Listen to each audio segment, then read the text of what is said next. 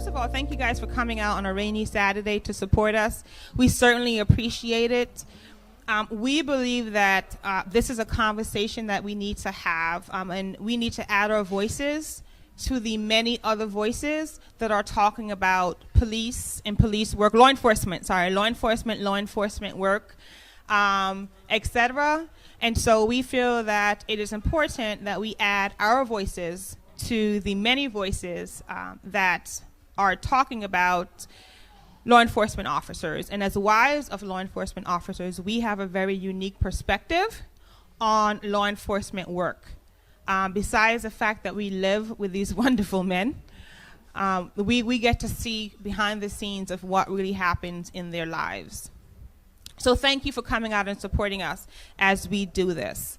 So one of the questions that we get, that we've gotten since we've done this, we've been in the Bronx, we've been in Brooklyn, New York. So this is our third stop. We are going to be in Spokane, Washington next April, and we're anticipating that we'll be in other cities as well. So one of the questions that we've gotten was why? Why did we think it was important to be a part of this book?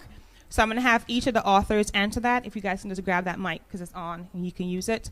We're going to have the authors kind of answer that question. Why did you decide to be a part of this book? Do I stand or? No, you can stand. So welcome everyone. My name is Cindy and I'm actually one of the co-authors as well. So just as Rachel mentioned, thank you for coming out today and supporting us and supporting this vision that Rachel has gotten. And I think I wanted to be a part of this book to offer support to law enforcement wives. I felt like a lot of times in the beginning of my marriage, I was very lonely. I felt a lot of it was times I had no one to talk to because I was the only law enforcement wife that I knew of. And I felt being a part of this book helped me to offer support, also to conquer my fears. A lot of times I dealt with things in silence, and this allowed me to open up and share my story, and I hope that this will encourage other people as well. Thank you. All right. Good morning, everyone. Thank you again for being here with us. We really appreciate the support.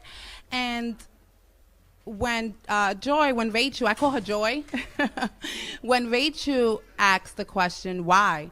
The first thing that came to my mind is, why not, right? As she mentioned, there's so many voices and so many people that have opinions. And it is time for us to open our mouth and to truly change the trajectory of what people believe, what people think, and what people know about, one, officers in general, law enforcement, and what happens behind that blue line. And I had to join this. I didn't think twice about it. It has been a journey already in just a few months that I've been a part of it. And it has not been easy, but it has been so fulfilling. So I'm excited to be here and to be able to give you all another insight, maybe something that you have not heard yet, and the light that maybe you need for it to click and say, wow, I needed to hear that. I need to take that message with me today. So thank you again for being here with us. Hi, everyone. I am another co-author, Charlia, and it's so great to see you all here supporting us. We're very, very appreciative. And I joined this group of women to share these stories with you because we just want women out there to know that we're not alone. And not just law enforcement officers' wives, all women who need support, women who are at home, alone a lot of times. They have to hold it down. They're with the kids a lot. We want to let you know that there is a group out there to support you. We want to shift thinking. We want to change opinions. We want to let everyone know that it's not just what you're seeing out there. There is a story behind that blue line, and we want to share that with you, and we want you to know that we're here with you to support you. And as the ladies said, it has been a journey, a phenomenal journey. We have been learning, we have been understanding each other. It's just phenomenal, and we're here for the long haul, and we're enjoying our journey. Thank you. Yes, let's give them a hand clap. So you pretty much heard when I first started why this book was important, why I decided it to be written. And I also hope that our transparency and our vulnerability in this book will not just kind of inspire you to think differently of law enforcement. But if you're a wife, if you're a woman, if you're a mother, I think any of those titles we carry can find a connection in this book. I got an inbox from a gentleman. He is actually he's in federal corrections. And he said that he watched us in Brooklyn. He watched us in Brooklyn because we went live, thanks to Charlie, his husband. We went live. And he said that the questions we were answering and why we wrote this book, it never crossed his mind to ask his wife, how are you doing? Are you okay with this? Like, what are you struggling with? He said they never had a conversation. And so hearing us talk and hearing our perspective has now inspired him that he needs to talk to his wife and make sure she's okay. Like, are you, like, it never crossed his mind that the journey may also have been difficult for her, or she may have struggled with things. So that's what we want to inspire by this book, is those types of changes, not just in society at large, but in marriages as well. Yes. Did you want to? So it's interesting that you said that, because a lot of times in law enforcement, there's a very high divorce rate. And I came from a broken home, and that was one of my biggest fear. When my husband told me he wanted to be a police officer, I wanted to run the opposite direction. I didn't want anything to do with it because I was studying criminal justice. I saw the rates and I was like, I didn't want to be a part of it. But there was a purpose behind it. And it's interesting that you said that, because someone that I knew in law enforcement actually called my husband and said, I read the book. And him and his wife were having some difficulties. And he's like, I kind of want to save my marriage now because I never thought about this. And someone else also came up to me and said, they're actually divorced, and they were like, everything you guys said, we thought about. Every single thing. She kept saying, I was alone. She kept saying, it's hard for me to raise a child alone. And he was like, if this book would have came out a few years ago, I probably wouldn't be divorced today.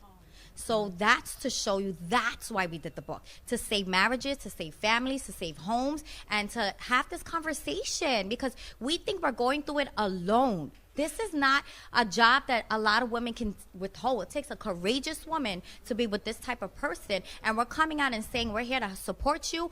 These are the strategies, the tips. This is what we do to make it work. And these are the talks that we need to do. Have these conversations. And to just hear those two testimonies, that's why I wanted to be a part of the book. And we're touching lives, and there's probably millions of more. Like you had said, too. You want to share about that? So also I have some stories of, some of our friends who already read the book. And I remember particularly one of my, I'm a teacher, so a student teacher, she actually came to our book signing in Brooklyn, and she said, oh, I read the book, and when I started reading those stories, she was telling us she had chills, she got so emotional, she was crying. She has no connection to law enforcement. So that impact it's happening everywhere.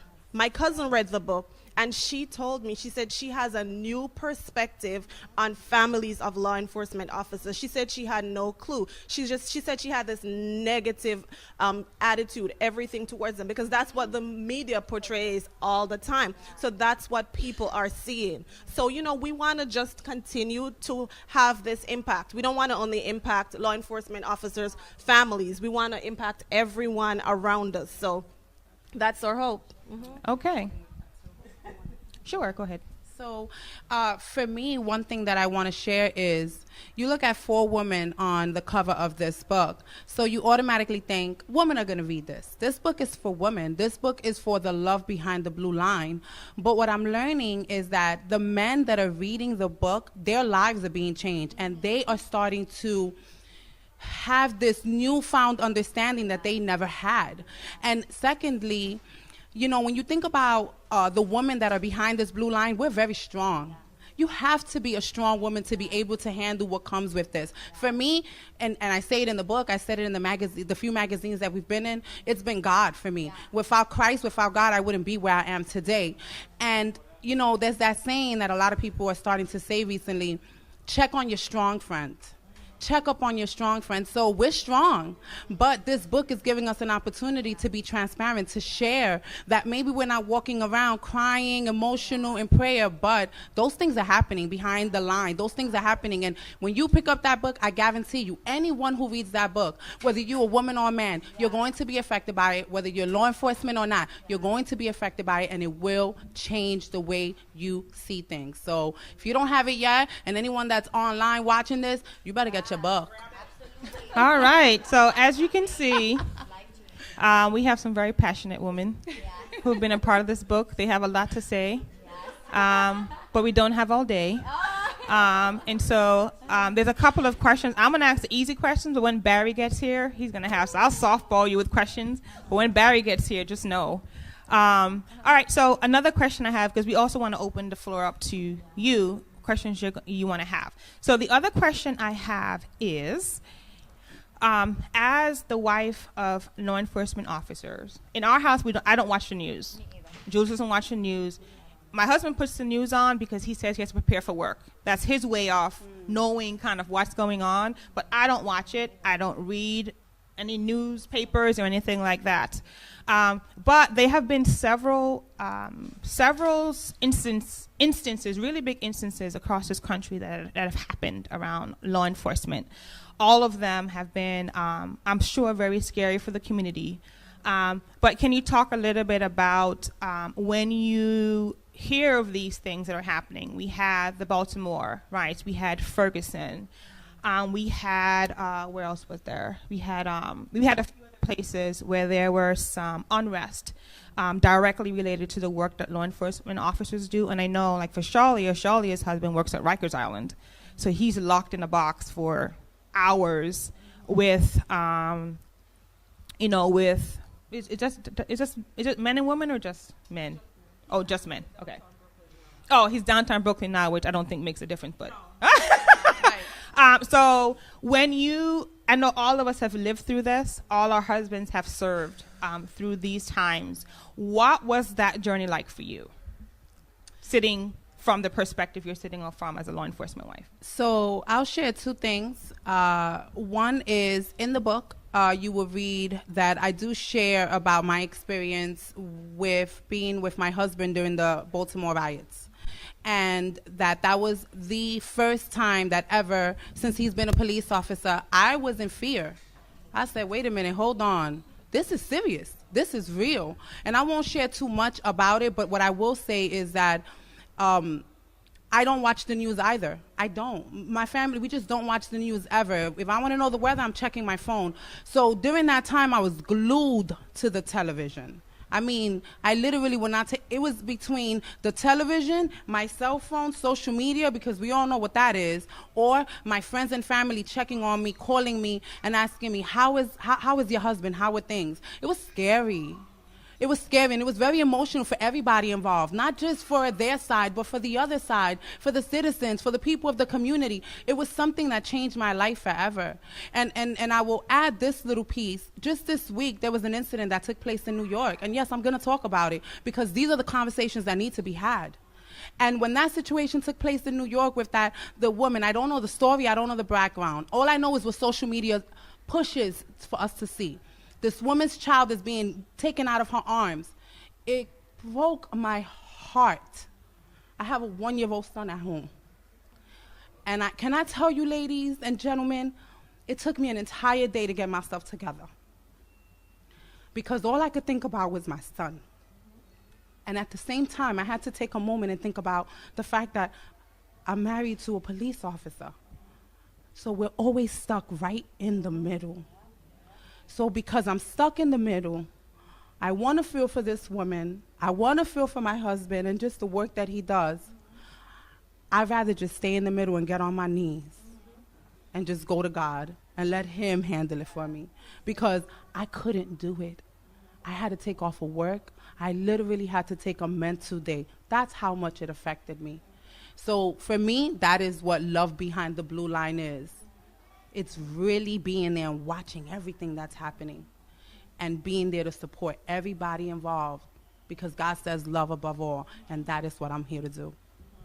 And I'll add to that. So one of the things for me that has been difficult, especially during the times of unrest, is that I'm raising a black son, and I'm married to a police officer who's black.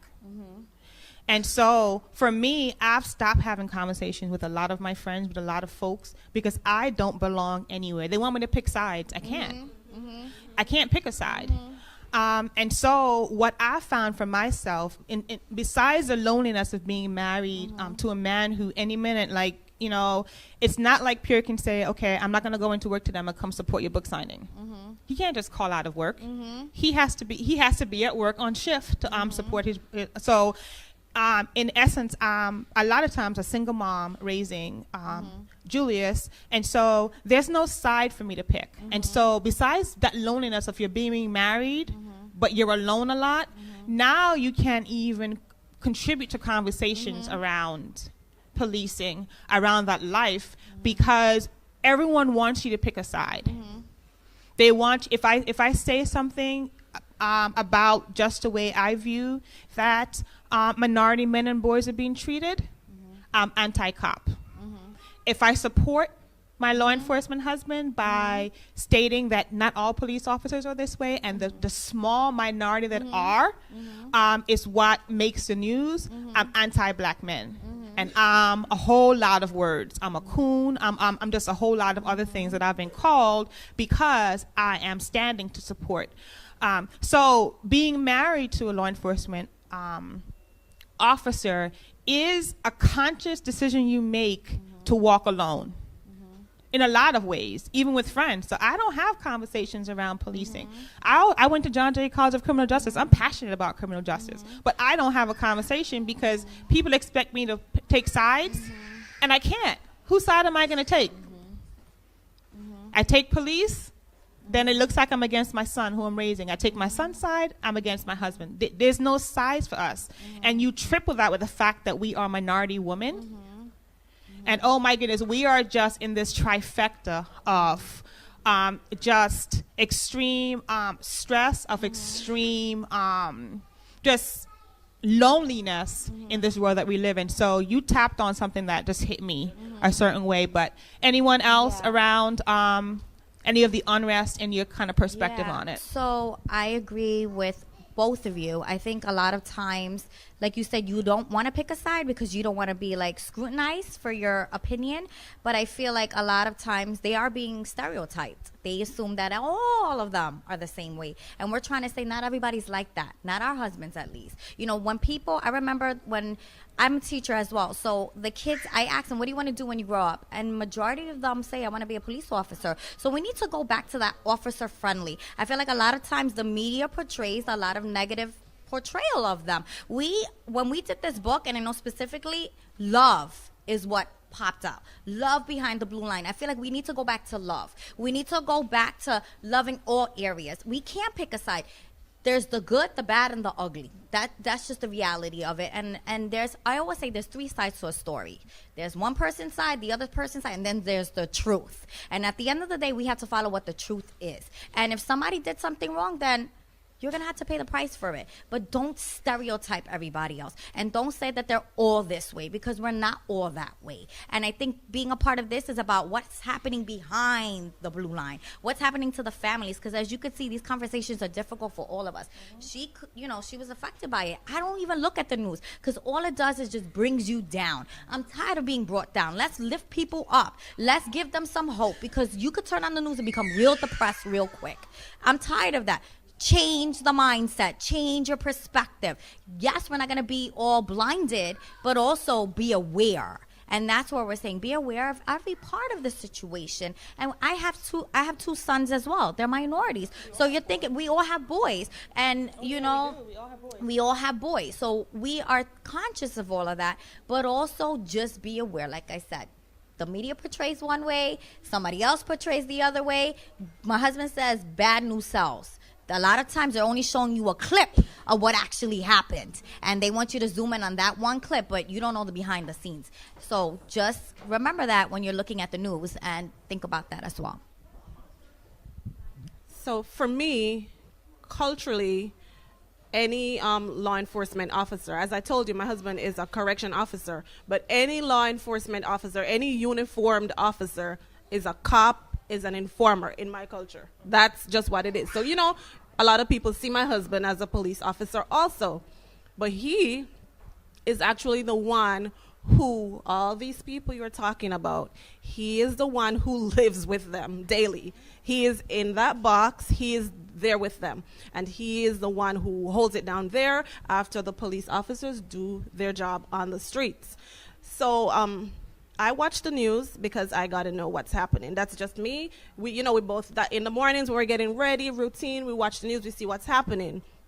And a few weeks ago, we were having a conversation, and my daughter overheard, and, you know, it was related to a young person who got killed, and she realized that her dad actually knows these people who did this brutal act. And, you know, she was questioning, and she broke down and she started to cry because she just could not understand, you know. I guess the reality hit her that that's daddy's job. Like, he is there with these people. Because, you know, you say it, oh, yeah, my dad is a correction officer, but just you don't think it through. So it hit her at that moment. And, you know, it hit me because I have to think, or we have to think about how we support our kids. What are we saying to them? How are we explaining these things to them? How are they feeling? How are they internalizing? How is it affecting them socially, academically? You know, I think a lot of times it passes by because it's like, oh, I'm the wife, I'm stressed out, I have to deal with all of this. How are kids dealing with it? You know, so that's something that we also need to think about. So it's every angle. When you're thinking about this, every angle, everyone is affected, and we just have to look at the whole picture. So we have to prepare ourselves mentally to support law enforcement, and then we have to raise boys of color to be prepared for the world. But we also have to raise them trying to help them decipher good cop, bad cop because of what they see and hear, right? So the split there is, and we're moms, so every time for me, when I hear that a young boy has lost his life due to it doesn't just have to be police, it's due to even his peers. Like, it hits home to me because none of us can say, not me. Exactly. None of us can say that. We can pray over our kids and we can train them and raise them as best as we can, but a lot of these children who've lost their lives have been going about their daily lives. They're not doing anything wrong per se. So we really sit in a very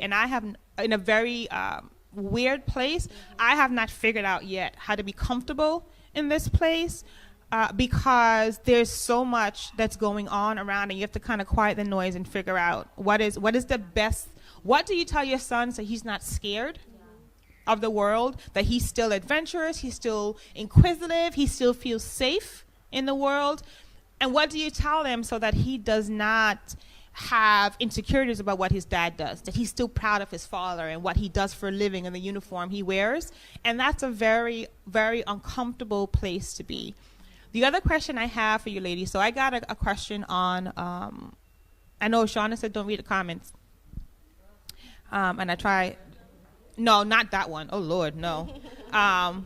So one of the comments, so that Shauna started a feed, and one of the comments that someone made, which I'm paraphrasing what she's saying, but I'll ask you guys. So I guess it was kind of saying, you know, kind of every law enforcement wife's going to say, my husband has integrity, he's not one of those cops. So how do you know for sure when your husband goes to work that he's not one of those cops? Now, I answered it on that, but I want to give you guys the opportunity to say, have you ever had that question of people saying, well, you may say that, but how do you know that your husband is not one of those cops doing whatever when he's on the job? Can I share that? Yes. So I have one specific story that I can say that. First of all, it starts with integrity, which you said. So when we do this is a calling on my husband's life. This is something that he's walking on his purpose. As a child, and they can testify to it, his parents, he's always said he wanted to be a police officer. He's from the inner city. We were from New York City. So he's seen it. This is what he needs to do. So I had asked him one time, because I was like, did you ever like run into one of the criminals or somebody that you arrested? And he was like, let me tell you about this story. When he first became a police officer, he had arrested a gang member. And he went out to play basketball with some of his college friends. And at the park, he's playing with his friends. The guy he arrested walks in with all his gang members. And his first thought was, oh, my God, what's going to happen? So the guy actually came up to him and was like, you treated me really well. You want to play on my team? And wanted to play with them. So that shows you he understands. People make mistakes. They see people at the worst. Like, if you would take a day and really spend with them, I would run away. It takes a certain person. Like, the things that they see and the things that they witness, I'm like, how do you walk in here normal? And even one time he told me, because I remember when I was pregnant with our son, he had went to a call and he never forgot the cries of the father, because they didn't have enough money, so the baby was sleeping with them on the bed, and the baby fell off the bed and died. And I remember he was like, I still hear the cries sometimes of that father of losing their child. So a lot of times you just need to relate, have a conversation with them. He looks at them because he understands them, and they understand because he's a minority too. You know what I mean? And he's like, I understand. So I feel like that's how I know. And I know the type of person that I pray for my husband. We're there. And we know at the end of the day, we work for God. We don't work for man. That's one thing that we always say, because we have a judgment day coming. That's our belief. And at the end of the day, he wants to know and be like, well done, good and faithful servant. You did exactly what I called you to do. And that's one thing that I have in my household. And that's what I tell my sons. You have to answer to God. Don't worry about what people say. You do what God says. And God's going to protect you, and he's going to honor you. And that's why my husband's a sergeant today. And he always says, not to play favorite, they were like, I want to work for you. I want to work, because he knows how to treat people like they're people. Not like what their acts are, but who they are. Because at the end of the day, everybody wants to be respected and be treated with dignity. So that's what it's all about. Thank you, Cindy. Mm-hmm. So my husband is from the streets. Like, he knows the streets. He knows how to get out there. To the point where sometimes he sees people in jail, and he knew them from back in the days. They're like, hey, what? So he knows.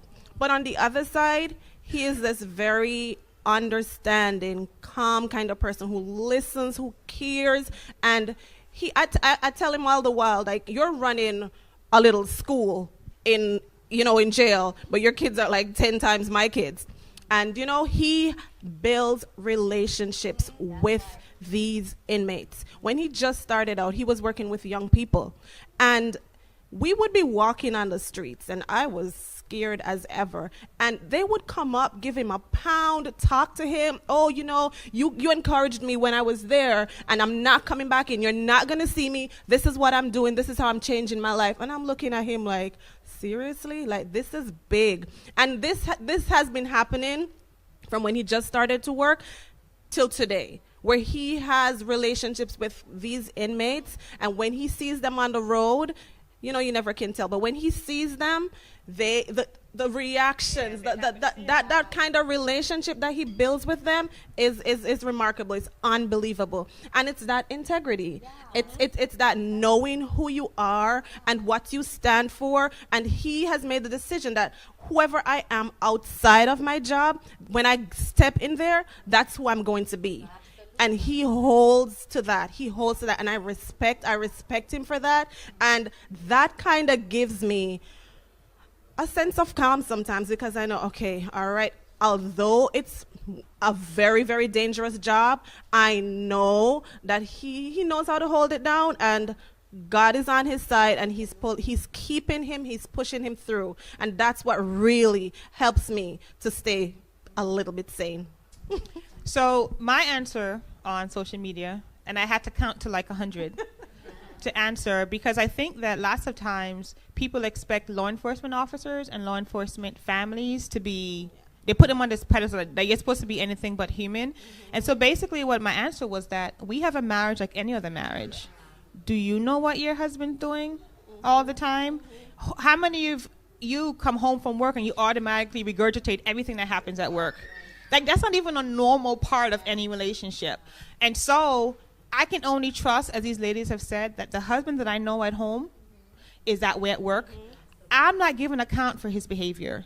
He's the only one who can give account for his behavior. And I think a lot of times when we have this conversation, we expect from those who break the law, a lot of times people will talk badly about somebody's mother or their wife. How did you not know? Because you cannot know. Like, that, it had nothing to do with the strength or not strength of the marriage, but everything to do with just normal human relationship. I cannot be expected to be responsible for my husband's behavior. All I can say is the man that I know at home, I am trusting that when he goes to work, he's still that man of integrity. But whatever his behavior is at work, whatever my behavior is in my business is mine, right? You cannot use that to gauge kind of my loyalty to the truth or my loyalty to doing what's right, because it's kind of his behavior. So that was pretty much my answer to that, because I'm sure that, you know, I mean, how many of us in here have not been sick, but we call out of work sick? It's okay, you can say. You know what I mean? So I think part of it is, for me, with this book, is to humanize them. Yeah. Because in this particular climate, police officers are demonized or they're superheroes. They're neither. They're not superheroes and they're not demons, right? They're heroes, yes, but they're not super. Because when you think of a superhero, you think of someone who has this amazing ability. They can come back from life. They always kind of make the right decisions. And they're not superheroes. And they're not demons. They are heroes, yes, because when I'm running from danger, they're running towards it. Yes. But they're not either. They're human beings, yes, who have feelings. I mean, my husband has told me stories of, you know, finding somebody who's been dead for a week, decaying because no one checked on them. Yeah. And the neighbor smelt something. Mm-hmm. And they have family living in the same city. Yeah. And they've been dead for a week, fell in the tub and hit their head. Right? And decaying, and he walks in, and can you imagine, this person died alone and no one checked on them for a week. When they find babies' bodies wrapped in blankets, just someone discarded them. When little children are abused and they have to take them to the hospital. These are men who are fathers, they are sons, they are uncles. And so you have to imagine, they see the worst of human depravity. The worst of human depravity. And then 10, 12, 15, 16-hour shift, and then they got to come home and be a husband. Yep. How do you switch it? Put the hat on. Yep. How do you switch it? Yep. Mine has a very hard time switching sometimes. Very hard time switching between what he's seen at work that day, what he's had to do that day at work, and switching to, I need a husband who's going to love me and cuddle, and it's a hard switch. You know, as well. So this book is to humanize them. Yes. This is not a political book. This is not a book to defend. It's not a book to any of that stuff. This is a book to say that we need to start having a different conversation about law enforcement and what that looks like. And this is our perspective, and we will not be quiet about it. That we are going to shout it from the rooftops, that we're going to force our way into, we need to be a part of this conversation, and we need the rhetoric to change. Yes, absolutely.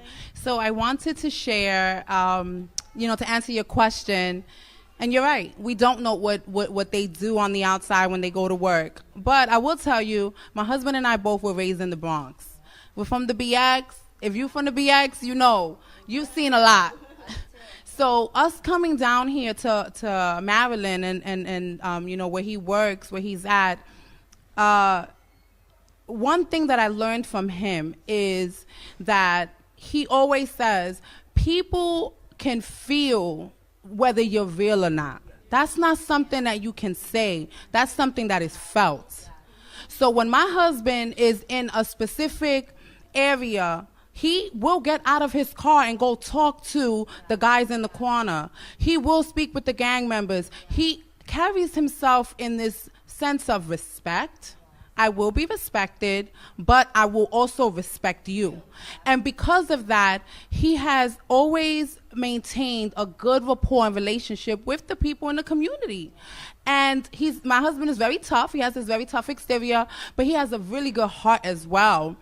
When he sees things, children, that stuff messes with him, but he does well. He comes home. He does an amazing job at, hi, baby, what's for dinner? Let me tell you, oh, babe, the kids jumping around with the kids. But inside, internally, he's battling with those feelings and trying to figure out, where am I going to dump this now? Where am I going to dump this? So I have come to a place where I love on my husband and I try my hardest to just understand him. Because one day I said, what happened to you? You were fine 2 days ago, and these last few days you've just shifted. What's up? And he said, I saw a little girl in a hospital bed and I couldn't do anything about it. And when I walked in the room, her family looked at me like I did it. And that messed with me, Charlene. And that's not something that he said. It took him 3 days to finally admit it because I asked. But to change that also, I want to share actually a funny story. When my husband first became a law enforcement officer, there was, they like to record them a lot in the city. They record them. So I saw a recording that made its way through YouTube where my husband there was a music video being shot by these group of, guys, and they were being very rowdy, very loud, and the community wanted them to end the video shoot. So in the video, I can see my husband walk. They're very rowdy, all these guns, this. So I see in the video my husband walk over. My husband's not like the tallest, biggest guy, but to me, he's a giant, okay? So my husband walks over to this group of men. You can't hear what he's saying, but a conversation is had. He goes to the corner with one specific gentleman, and then he comes back. All of a sudden, they're like, wrap it up, guys. Let's go. Wrap it up. We got to go. And when I saw the video, I said, babe, what did you tell him? He said, easy. I said, take me to the main guy here. I want to know who's the main guy. He took him to the main guy, and he had a very honest, respectful conversation and said, look, I'm not knocking your hustle. Do what you got to do. But right now, right here, I need to clear the street. And I need you to do me the favor and clear it so that you can do you and I can do me. And they respected that because he did not come to them nasty. He wasn't scared. They could smell the fear. And he was also very respectful. So I was like, all right, boo, you better go ahead. Get them off that street. And we don't want to know what happened after that. So now we want to open it up. Is there anyone have any questions that you would like to ask us? And there are no questions that are off limits that we will answer unless, of course, it's what you know what. Yes. So you can ask us a question. Okay.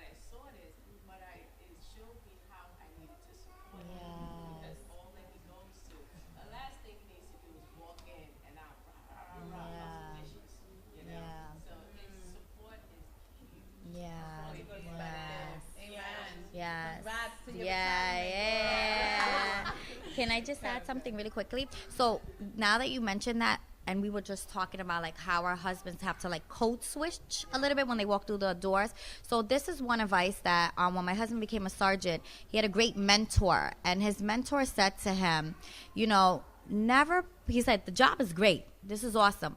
But never, ever put your family before this job. Because he said, I did that and I lost them. And that always stuck with my husband. You have to know the difference. When you walk through the door, this is what you do. It's not who you are. And when you walk through this door, this is who you are. And I think that was something that stuck in his head, because a lot of them did lose their families. And anything. I think you have to know your man. Absolutely. Like my husband comes home, we kiss, he says Yeah. to the boys, goes in the basement. Yep. Yep. They need quiet. That's right. That's right. Back up, my man. That's right. That's right. Yeah. Decompress. Absolutely. And sometimes it's a day or two. Like, when mine is off for 3 days, I know the first 2 days is shot. Like the first day you gotta catch up on his sleep. Yeah. But they have so much to decompress. And so I'm the type who, because you don't see him so much, you're like, come on, let's go do something. Because you don't really get to see them as much as people think. A lot of times I'm like, I'm like here. I feel like we're just roommates. Like we're just ships in the. We're just passing each other like we're just roommates.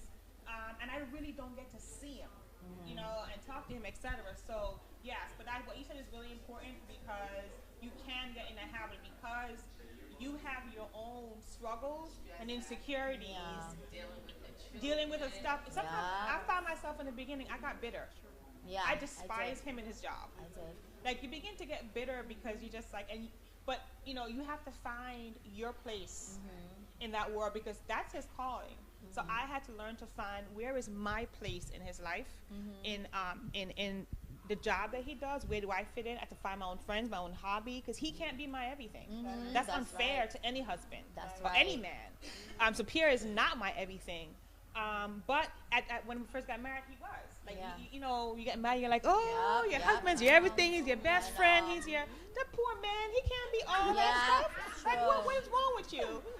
So you kind of have to learn your place, learn them, and then learn to find your own rhythm, your own place, your own security, your own self-esteem, like all that stuff. You just really have to be in a whole different place. Any other questions? Yes. Hi, Deputy Commissioner. Yeah. Hi. And Thank you. Bonaparte. Thank you. Wow. Yay. Thank you. And while working there, started his own business. Nice. We had a peaceful life. Amen. Okay, baby. Yes. It's okay. My Lord.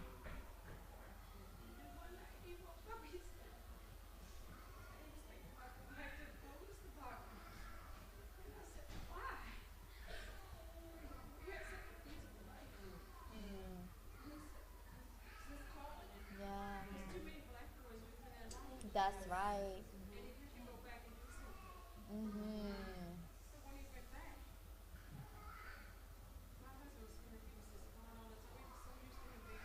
Yeah. Mhm. Mhm.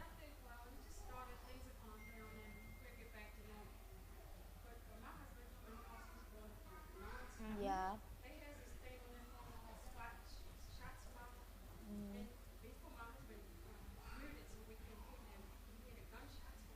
Mhm.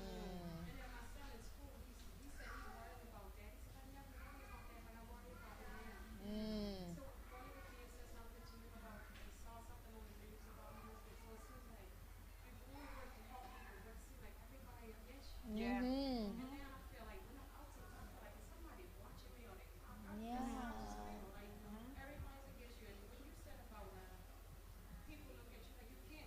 Yeah. Yeah. Mhm. Yeah. Aw, thank you. Thank you. Thank you. Thank you. And we really need to, in doing this book, I also did some research to see what wives groups are around. There's really nothing. There's one group in Baltimore County, Hartford County. There's a joint group. But as far as Baltimore City, there's really nothing to support wives. There's nothing to prepare new wives. So if you're in the police academy and you're about to graduate and you're married, that wife has no idea. She is. I see them with the graduation pictures. I'm like, poor baby.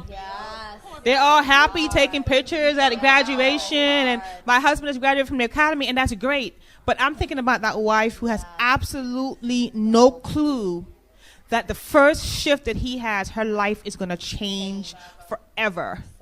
And she's married to a man that she may not see. Sometimes it's 2 weeks, I don't see Pierre. He's working, he comes and he sleeps, but I don't see him. We're in the same house.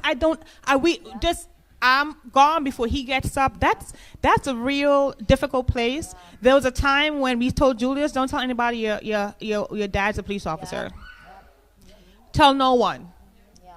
What am I supposed to tell people? Just tell them you don't know something. Don't lie, but just avoid the question, but don't even say, because around this country there were law enforcement officer children that were being beat up in school. I mean, to the point, fractured noses, broken arms. They were being beat up and brutalized in school because of a uniform. No one knew who their dad was or their mom was, but just because of a piece of cloth. So I understand you. I hear you. Let me tell you, I still cry. I still worry. I recently spoke to the president of the National Association of Police Wives, and she's in St. Louis. And she told me the story of her husband who had working overtime. And when the guys work overtime, they try to go light, like the next shift. So if they work their shift, they go hard. But overtime, they're like, oh, I'm putting in this 4 hours. I'm going to sit in my car, because I want to get home after this 4 hours. And she said he sat in the car. It was hot. And he decided to take off his vest and his shirt. Because he was not, I guess, primary or whatever. If there's someone needed assistance, he would go.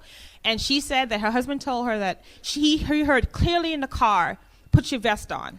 So he looked to see, was somebody else in this car? Because it was clear as day. And he was like, oh, because he was tired. So he's just like, look, it persistent. So for whatever reason, he put it on. She said in less than 5 minutes, 2 cars pulled up, blocked him in, and covered that car in bullets. Covered that car in bullets. They shot out the front window and covered. He got shot one time in the side where his vest was. Thank you, Lord. All those bullets one time in the side where his vest was. Right? And you know what he did when the cars pulled off? He went and chased them. He went into police mode. The fact that he was shot, all he knew was, you guys did what? And when she went to the hospital, she said she was so angry with him because she was just like, weren't you thinking about your family? They had just shot you. Like, why are you chasing them, trying to arrest them? You were shot.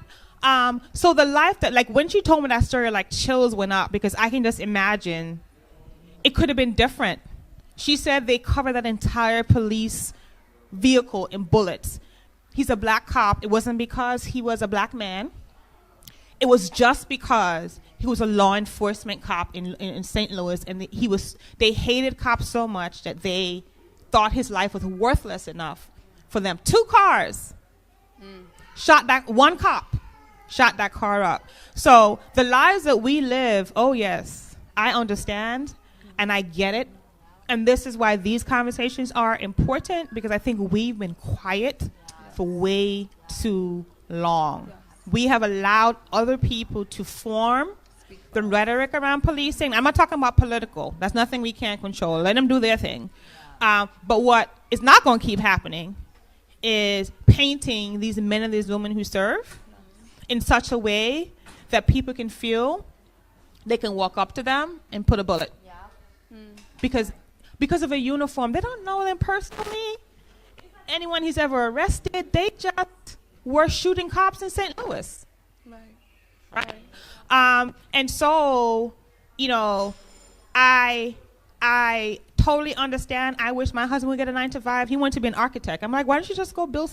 Like, I mean, come on, really? He wanted to be an architect. I'm like, can't you I've begged him for years, can you just get a 9-to-5? Get a 9-to-5. Get a 9-to-5. Get a 9-to-5. And he's like, no. He was in the Marine Corps. He was a sniper. And he said working in Baltimore City is a walk in the park compared to what he's seen in war. And so when he left the Marine Corps, he said to me, The only job that he can do is the one that he's doing, where he's keeping people safe, because he's seen the worst. Yes. He's seen the worst of what happens when people are left unprotected. Yes. And what happens to them. So I know it's hard because of the change in lifestyle, but let me tell you that your husband is an angel on earth. Amen. And that he has been called by God to protect those who cannot protect themselves. He has been called to pour love into places where there's a lot of pain and a lot of hurt. And I know that's a very heavy cross to bear. It is a very, because you're selfish. You're like, I don't want to. But there are people out there that need him. I know that might sound weird, but need him more than you need him. That's the reality. There's boys out there with no fathers. Running the streets, no mothers, no direction. And we need men like him standing in the gap for them. Standing in the gap. And it's amazing to love somebody who loves other people so much they would give their life for them, because that's really what it is. Every day Pierre goes to work, I know he may not come home, but he chooses to suit up and to go out there because there are people depending on him to protect them. Yes. Right? So that's what keeps me going a little bit. It's a teeny bit. Is that. Yes. Yes. Any other questions? Yes. Shar invited me. I'm so thankful to his group. I've been with my husband since we've been in the academy. It's been about 15 years now. Same for me. My question is, because my husband, he was just nominated for Officer of the Year. Oh, Congratulations. beautiful. Is he Baltimore City? County. Baltimore County. Congratulations. So I was super excited, but he's very reserved because of the whole thing, protecting his family. And Yes. making sure he doesn't want anything happen to his family, so he didn't want any pictures. So I guess my main question is, as wives, how did your husbands, how did they feel when you all coming out with the book? Because that was one of the conversations we had. Is like, we cannot see anything. It's like, I understand and I get that, but because years ago I was actually asked to do something like this, but his whole thing was, I need to protect my family. I don't, want them on the limelight of any of this. So how did they feel when, you walked into, them with the book? So this specific group, it's funny because we all have things in common and things apart and things in groups. And it's just all how God has allowed this to come together. But I want to say that for me, my husband is extremely private. I do not even have my last name in any work that I do. I do a lot of work, a lot of different things that I'm a part of. And even at my job, my name is Charlene Nader. I love my marriage last name. I want to scream it out to the world.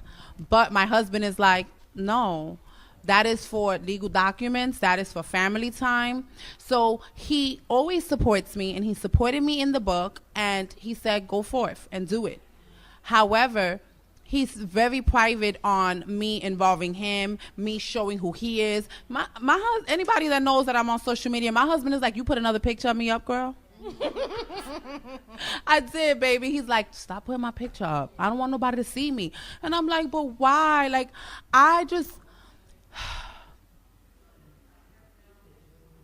don't see a cop.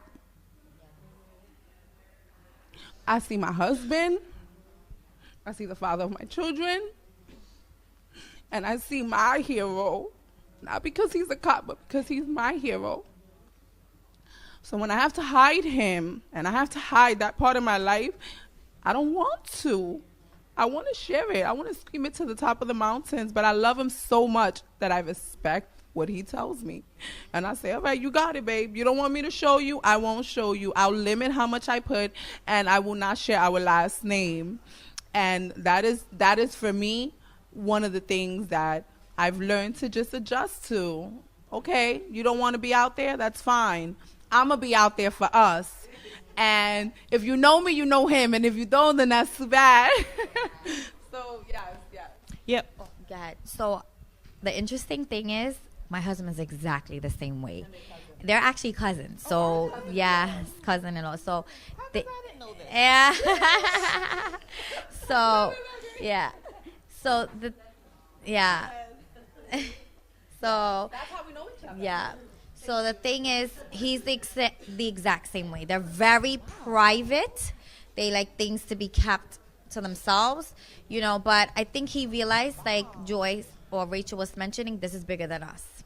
And he knew that my calling was to help people. And he knew that I just needed to just share my story. And I battled with fear so long that I'm like, I can't be afraid anymore. That people's marriages, lives, homes are all depending on this. So when he got to the point when he was like, just like Shirley, his last name's not on it. It's nothing's like that. But this is my vision. This is my purpose. Just like I supported your goal, now you got to support mine. And that's what it's all about, sacrifices. So he loved me so much that he made me be a part of this. And I loved him so much that I'm supporting you in that way. So it's about finding a balance, you know, and that's what we did. We found the balance. I'm going to do out there, and I don't fear it. Like, when it's your time, it's your time. Stop living in fear because you're just surviving and not living. And now I'm like, no, now it's time for us to live. And we're going to do it and not walk in fear, and we're going to be okay. And that's it. So that's why we're sitting here.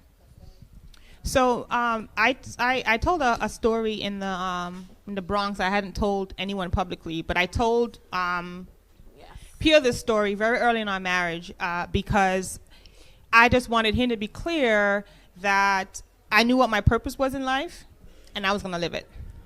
So when I was in 6th grade, so next year I'm going to be 40. I know. Don't I just look amazing? But when I was in 6th grade, so you're talking about I was about 12, so that's about 28 years ago. I had a friend named Nadia. Nadia was a really sweet kid, and Nadia didn't live far from me. And so my mom was a single mom. She had 6 of us, and she would send me to the grocery store because normally I was really good with the money. I would always come back with what's on the list. I wasn't substituting, like whatever she said. So this particular Friday, she sent me to the grocery store, and I passed Nadia's house. And something said, tell Nadia about Jesus. But in 6th grade, I was really bad. Like, my mom, till this day, does not know how. I was instigating fights. I was cussing out teachers. I was disrupting class. Like, she never knew because I was a straight A student. And one day the dean told me, if you come back in this office one more time, I'm going to call your mom. I didn't stop. I kind of went on the ground. But she never knew until this day. And anyone who tells her, I won't take because you're being recorded. Anyways, so tell Nadia about Jesus. I'm like, I just was cussing out the teacher in school. How am I going to tell Nadia about Jesus? I said no. My mom sent me back to the grocery store 2 additional times that day. That's 6 times I saw Nadia. And 6 times tell Nadia about Jesus. I said no. Monday morning, I get to school, and they announced that Nadia had been shot and killed by her mother's boyfriend over the weekend. She had been shot in the head and died instantly by her mother's boyfriend because she had broken up with him. I don't know if anyone ever told Nadia about Jesus. Now, I was 12. I'm going to be 40, and I've carried this with me for 28 years. And this is my stance. What I have to say and what God has given me to say will save someone's life, and I'm not going to play around with that ever again. Because someone's life depends on me being bold enough, being brave enough, being courageous enough to say, what I am called to do, I am going to do it. I'm going to be obedient. Now, I have halfway forgiven myself for Nadia because, let me tell you, as a little kid, can you imagine? My mom doesn't even know that story. I look up her story sometimes online over the years and read it over and over and over again. I see Nadia's face in my head. It's been a struggle. Why? Because I was not obedient to what I'm supposed to do. So that's a long answer to a short question. When you know what you are purposed to do, you need to do it. Because she's right, we don't know what our day and time is, so why are we worried about something we have no control over? Now, that doesn't mean you don't use wisdom. I'm not saying don't use wisdom at all. What I am saying is that to live in fear because of what could happen, to live in fear because of the shame of your past, to live in fear because you feel you are not worthy enough to say something meaningful, is not okay. It's not a good way to live tied up in that fear. And so for us, this book is a liberation. And we're hoping it liberated not just us, but it liberates the wives who read this, because the experiences that you have in the 15 years that you've been married, there is a police wife or woman who's waiting for you to share that so she can know, okay, I'm going to live to get up. I'm going to will myself to get up tomorrow morning. I'm going to go one more day.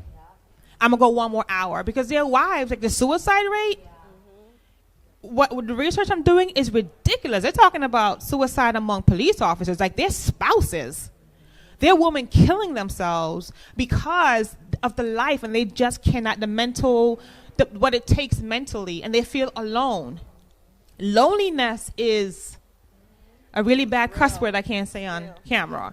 It's real, but loneliness will, and there's a woman who's sitting somewhere out there waiting for you to open your mouth and say, in the 15 years I've been married, this is what we've been through. This is what I've suffered mentally. This is what I've suffered spiritually. And here is how I made it through. And that's what, I told my husband this story about Nadia from we first started dating, because I wanted him to understand that Rachel Joy Barrett Dolcine does not keep her mouth shut when she's told to speak. Amen. Because I am not going to have anybody else's life on my hands. I'm not. I am not going to do it. And so for me, even though Pierre is he's also kind of private, but, we've been together like 18 years. He's like, oh, whatever. Like, hey, I want to be married to her. This is what it comes with. But seriously, I told him my story from the beginning. Like, this is who I am. I've learned, matured in what I say and how I say it. But speaking up for what's right and speaking up to inspire women, to me, that is more important than not knowing when my husband's last day is or who's gonna. Like, he's a sniper in the military. So really, if you want to come, please come. You're welcome. It's not like, he can protect his family. And so for me, he's not, I remember one time I asked him, I said, when you go to work, do you think about dying? And he's like, no. I was like, it never crosses your mind that today you might go to work and die? He says, no, because if I focus on I can go to work and die, I can't focus on coming home alive. I can't do both, babe. So I've chosen that every day I go to work, my focus is I'm going back home to my family. I'm not thinking about I might die tonight. I can't, because if I do, I can't do my job, right? So that's pretty much for me what it's been is he knows I'm not playing around with people's lives anymore. And so I'm passionate about that. And so that's why he's supported now the second book of kind of talking about, what I've been through. Did you want to say something or no? Okay. I hope that answers your question. Any other questions for us? Okay. And I know there's some parents in this room. Yeah. So I would also That's like what to I hear wanted to say. some of the parents in this room. Yeah. You can get the mic kind of like when your son or your daughter married a police officer or your son became a law enforcement, like what was that like for you? Yeah. As well. Yeah. That's actually what I wanted to say. I know that our calling is set up for us before we even go home from the hospital or from wherever you're born. What you're supposed to do is already set in stone. Whether or not you do it, that's up to you. But God has already made a place for you in what you're supposed to do. When I married my husband, I already had a daughter who's here, my 14-year-old, which I love, bottom of my heart. I have 3 children. And she has been on this journey with me before I even became married to someone in law enforcement. And she was the one there for me. Kind of how you mentioned you eat dinner with your son and you're like, is this what it's going to be? Yeah. She was the first one that did that with me before our other 2 children came. And she was always holding me down, and she's still holding me down. And I want to say that if you are in this world, it's very important to have a big community of support. My support system, I wouldn't be able to do it without them. I have my dad who's walking away. I'm not sure why. But that is my amazing father, who I'm thankful that I have that father figure that's been there for me since I was born, and he's still there, and he holds me down. I have my mother here, who also is there, call me. Where's your husband? He's working, Ma. You know where he's at. But she's like, all right. And she's always there. My mother-in-law, who is always there helping me to take care of the kids when my husband can't be around because he works so much. So my support system is so important to me because without them, I would not be able to even be here to talk about this book because I wouldn't be married to a police officer. So how about that? How about that? Yes, Mom. You wanna get? I think the mic can stretch. She's Puerto Rican. She good. I still like being able to do the mic. It makes me feel like I'm on a production. Puerto Rican. But I saw something last night and it broke my heart. You know, I was babysitting. She was busy and I had the baby. And I have been all day with the baby and all of a sudden Drake walked in. When this baby, and I told her, when this baby saw his father, oh my God, I was like, I even cried because he just opened his arms and just ran to his father and held him so tight. And he was like that was the best thing ever seen. I got a little, not upset, but I saw that Drake said, you know, I can't take you right now. You know, let me go upstairs. I have to go upstairs and change. Yes. And I saw him walk out and leave the baby, and the baby cried and cried and cried. And I was like trying to hold him. But Drake went upstairs, took his clothes, and he came back and took the baby. And I felt like and he was so happy. You know, and I see that a lot of kids suffer, you know, when they don't see their father, and when they do see him. And then I realized that it wasn't that he didn't want to take the baby, it was that he wanted to go upstairs, get everything off, and then he spent it with the baby, and I had to let that. And I even told her, oh my God, I saw that baby's face, and he was so happy when he saw his father. So you're Charlene's mother. Yes. No, I'm Charlene's mother. That's her mother-in-law. So when Charlene decided to marry a man who was in law enforcement, wasn't law enforcement, what were your Honestly, I told her, think about it. I said, you know, it's not easy. It's not easy, but in the fact that I'm from the Bronx, I seen everything going on, you know. I mean, I'm 66, so I've been around. I seen, so I seen all these, you know, with the cops, and I see what they suffer. So I told you, and I even told him, you sure you want to be a cop? He said, yeah. He wanted to be a cop so badly, he didn't care about he wanted to be a cop. But that's when he was willing to go to Baltimore to be a cop there. And I told you, sure you really want to go over there? She says, Mom, yes. So, I mean, I had to, accept it. Right. I mean, he's a wonderful man, you know, and she has been there for him. And us, me and his mother, we've been there for the whole family. I'm not as much as she is. Right. She almost practically live in Charlie's house. I don't, because I don't like too much the Bronx. But anyway, but this is what I felt. I really felt last night when I saw that baby, and it was like the smile that he put in his face. Yeah. So it was. So, Mom, how did you feel when your son told you that he was not just going to become a law enforcement officer, but he was going to leave? Well, I have two sons. My youngest son is in California. He decided he always wanted to be an engineer, and he's an engineer. I always told them, I will support you in whatever you want to do, but you got to go to school. But my son, the officer, he was a little bit more rebellious, and he always wanted to do his way. And I remember I paid for his St. John's University, where he wanted to go for law. He never went. I paid $3,000, and he never went. He will get up in the morning and say that he's going to school, and he didn't go. Anyway, but he always wanted to be a police officer with Rashid, the cousin. And when it came about him becoming a police officer, and he was taking the classes, and they called him from Baltimore, everybody in my family, everybody, my friends, they were telling me, how are you going to allow your son to be a police officer? Are you crazy? Why don't you tell him no? How am I going to tell him no when this is his passion from when he was a little kid? I say, I am going to support him in whatever he wants to be, because I cannot tell him how to live his life. I'm going to, pray to God. It's just like a doctor, an engineer, or a lawyer. All the careers have their own good and bad.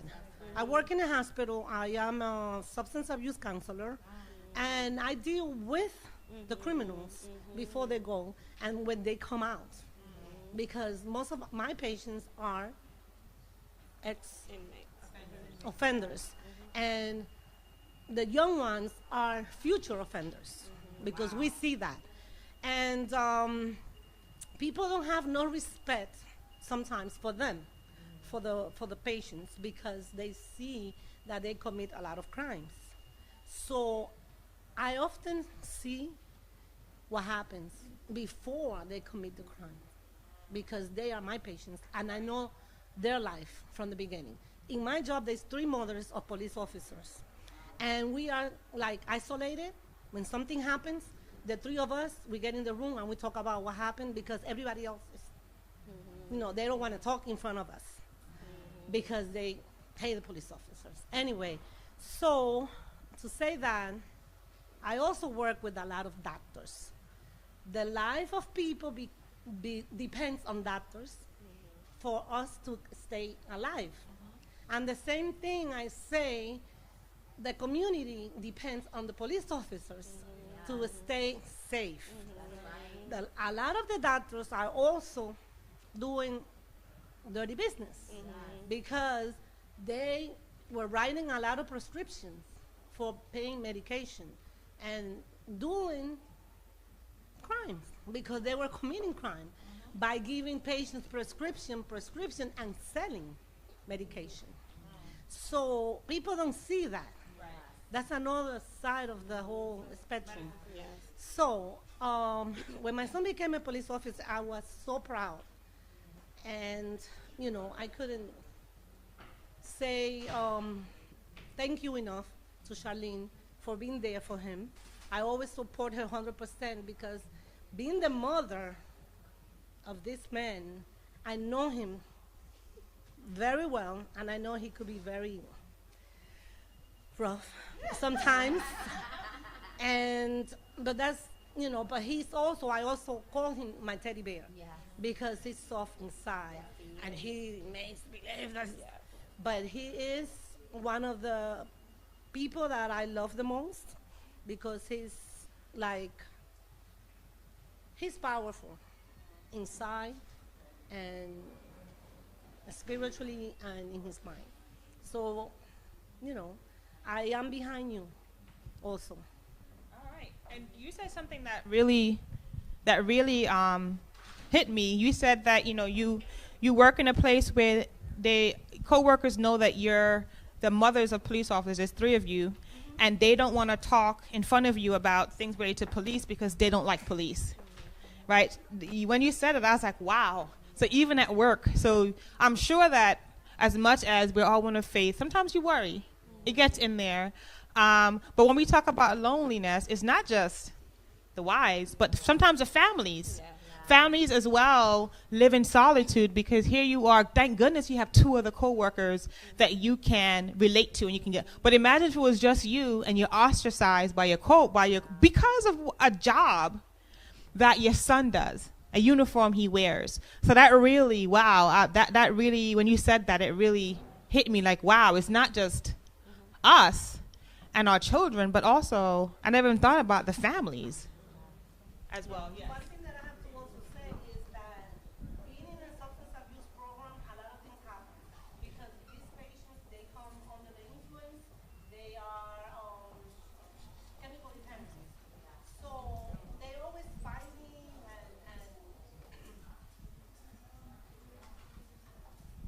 they always fighting and being aggressive and they talk loud and they always get upset if you don't do something for them. And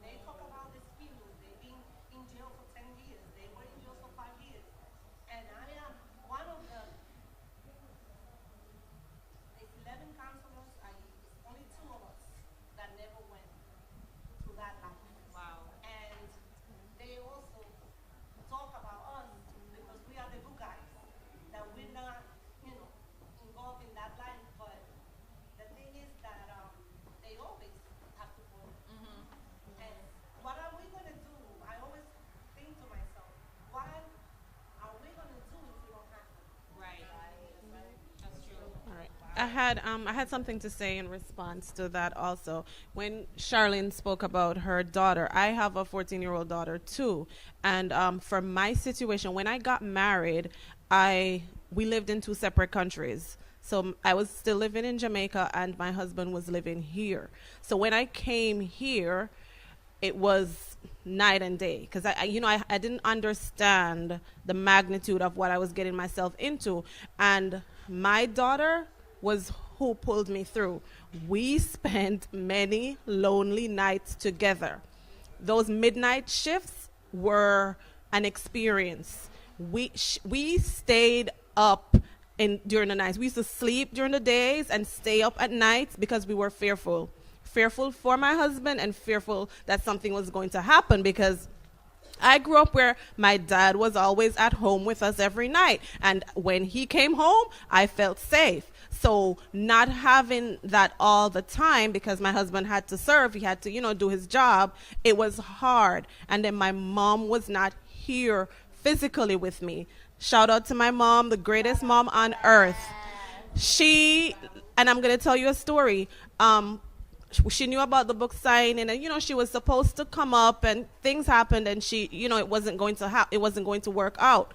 And from my book signing in Brooklyn, Friday morning after 1:00, and this is a great husband that I had. He didn't tell me. Drove to the airport after doing overtime, picked my mom up, brought her home to surprise me that she could be here to support us. And that's how she is. She doesn't live in this country, but every milestone for my kids, for my husband, and for me, as long as she's able to make it, especially now that she's retired, she is here for us. So when you talk about that support system, you talk about that love that pulls us through, that's what it is. My husband's mom, I call her my New York mom. And I know that when my mom realized the type of person that she was, she felt peace. She felt peace because she knew that there was someone in this country where this little girl picked up herself, got married, and left my entire family. Of course she was worried. Of course she didn't know what was going to happen. And when she met my mother, when she grew to know my mother-in-law, she knew that I was safe. There was someone here to support me. My kids would be okay. We can stop by at any time, grab food, have a conversation. So that's the kind of support. Those are the things that pull us through. And it's just awesome. All right. Well, thank you all for hanging in there with us during our talk. We're now, if you have a book and you would like us to autograph it, we will autograph your book for you. We also have some desserts. So we have cupcakes. And we also have a very pretty custom cake that a friend did for me that has our picture in the book on it. So please do have some dessert. We don't want to take